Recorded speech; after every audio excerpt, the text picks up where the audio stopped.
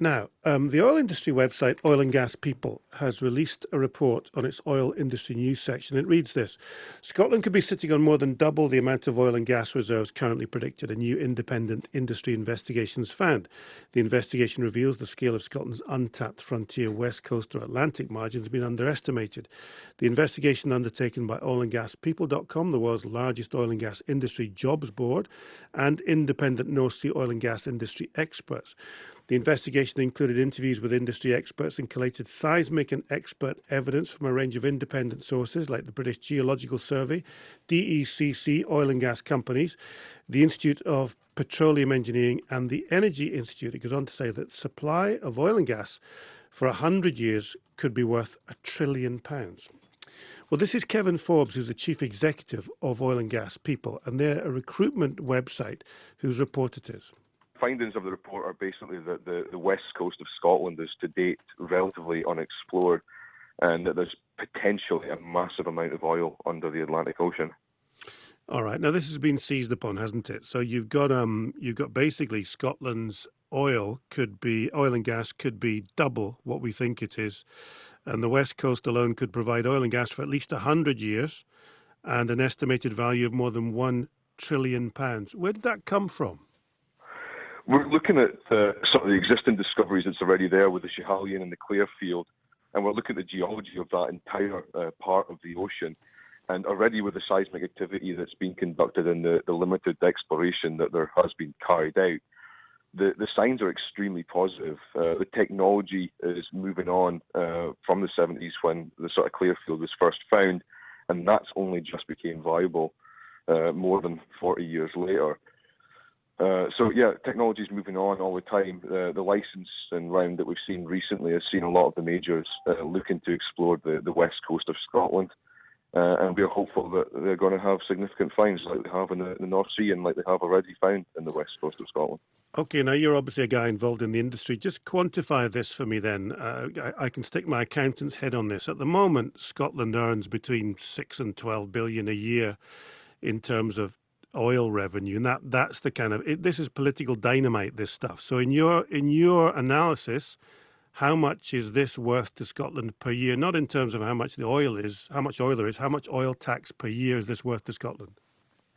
Yeah, I mean, well, I'm not an accountant and I'm not one of the guys that looks at these figures either. All we're saying is that there's untapped oil and gas reserves there. We don't know exactly how much there is. We don't know what the future value is going to be worth. We can't predict the oil price.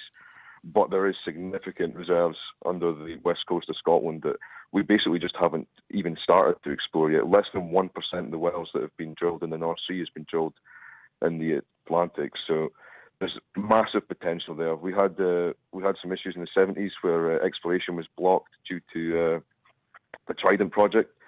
Without Trident in Scotland, we'd open up the exploration in the west coast for sure. Yeah, I mean, help people understand here, because this is, as we say, political dynamite. And I've looked through your Twitter feed, and you're very much a yes supporter, aren't you? Yeah, we are. We came out as a yes supporter after the negative sort of publicity that the No campaign put on towards Scotland's oil and gas. It seems that we're the only country in the world that has a negative view on having massive oil and gas reserves. But Kevin, given it's political dynamite, can we believe what you say, given that you are a yes supporter? I mean, you've said £1 trillion, you said 100 years, and it's double the amount left. And you would put your body on that? That's the numbers, is it? Well, I think we've got to believe what the experts are telling us. The British Geology Survey specialist, Howard Johnson, he's came out and he's disclosed a lot of the information about the geology in the west coast of Scotland. And when you look at that and what they've already discovered and you follow that geology down the west coast, we've got significant potential fields there.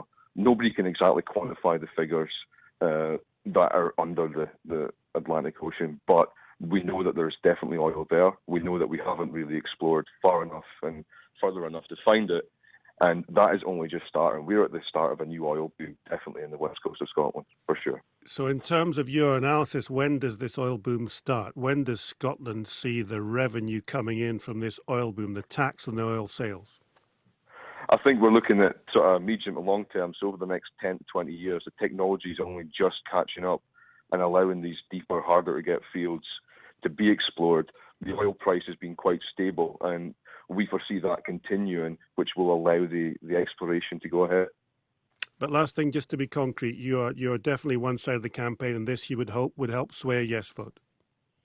Yeah, we've recently just established that we're coming out for the yes campaign.